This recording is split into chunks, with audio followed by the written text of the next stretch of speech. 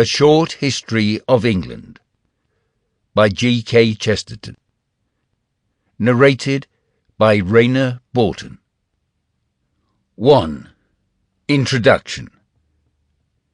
It will be very reasonably asked why I should consent, though upon a sort of challenge, to write even a popular essay in English history, who make no pretence to particular scholarship and am merely a member of the public.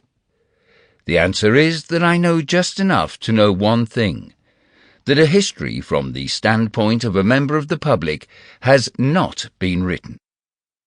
What we call the popular histories should rather be called the anti-popular histories.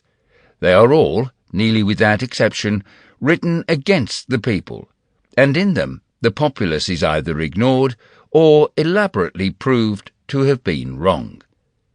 It is true that Green called his book A Short History of the English People, but he seems to have thought it too short for the people to be properly mentioned. For instance, he calls one very large part of his story Puritan England. But England never was Puritan. It would have been almost as unfair to call the rise of Henry of Navarre Puritan France, and some of our extreme Whig historians would have been pretty nearly capable of calling the campaign of Wexford and Drogheda Puritan Ireland. But it is especially in the matter of the Middle Ages that the popular histories trample upon the popular traditions.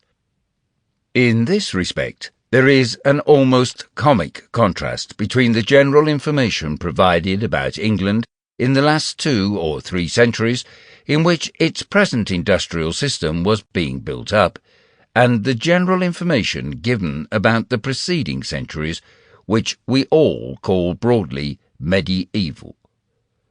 Of the sort of waxwork history which is thought sufficient for the sideshow of the age of abbots and crusaders, a small instance will be sufficient.